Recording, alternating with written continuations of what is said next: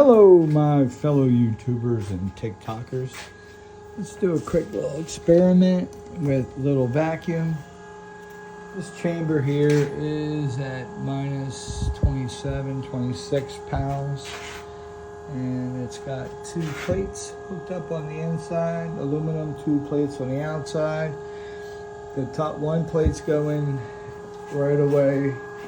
That's a good inch and a half from the Tesla top load, which is electrostatic. The other one is connected to the bottom of the secondary, not to ground. And then over here I have a DC motor with a rotary gap, and we're using a 15,000 volt neon sign transformer, 60 milliamp. We're coming into 4 big ass wine bottles, which are 2 nanofarads a piece. So that is 8 nanofarads. And we're using the gap, and let's check out and see if we get plasma on the end.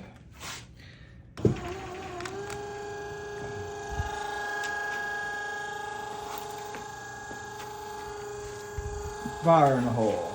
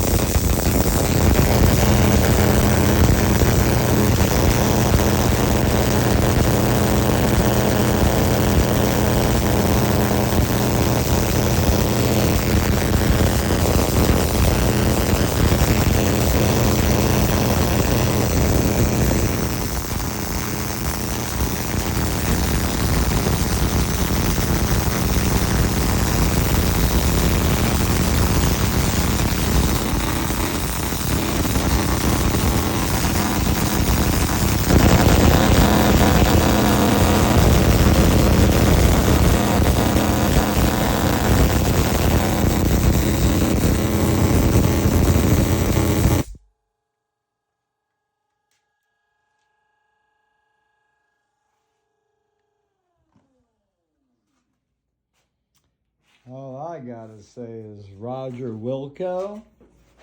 Test went really good. There's going to be some adjustments, and I'll give you 2 secs to chat about this one. The adjustments would be, we are adding another plate on this side, another plate on this side, and when we do that, we are going to tap into the primary.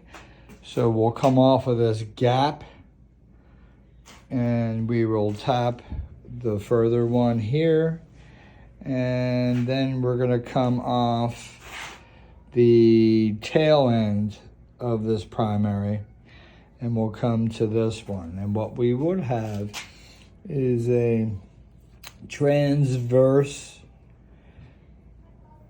electrostatic alternating pressure from the top load and the primary, the secondary reacting to the primary. The primary will be going, pushing up. Electromagnetic field will expand up like an umbrella.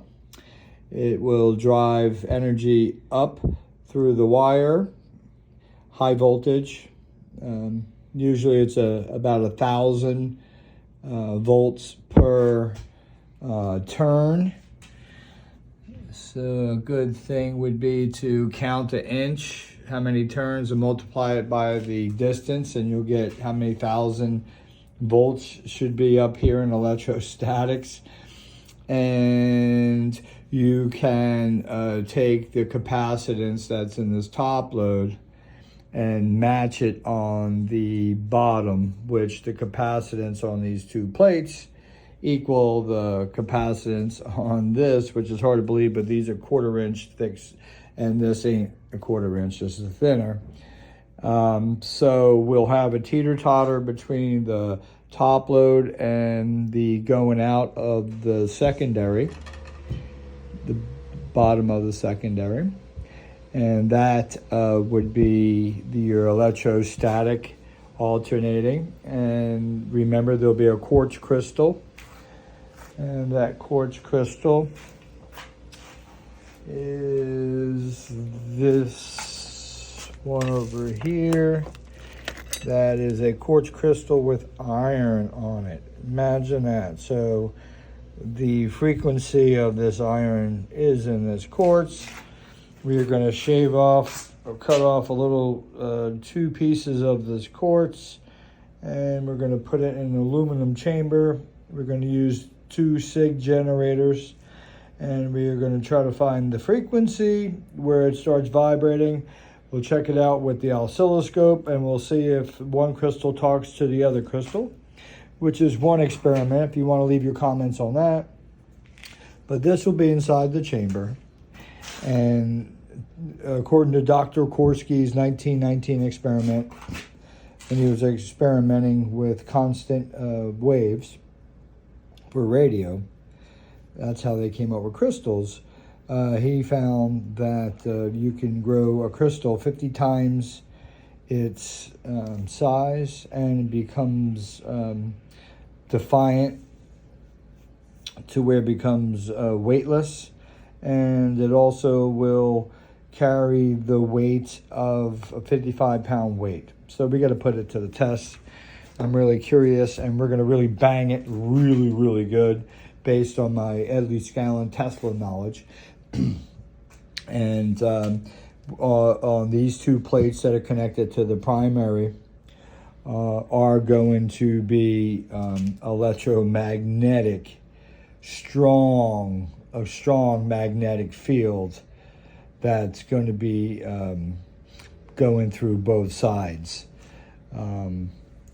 The coils, not the coils, but the aluminum that is on these plates, the other plates are going to be copper. My bad if I said they were aluminum.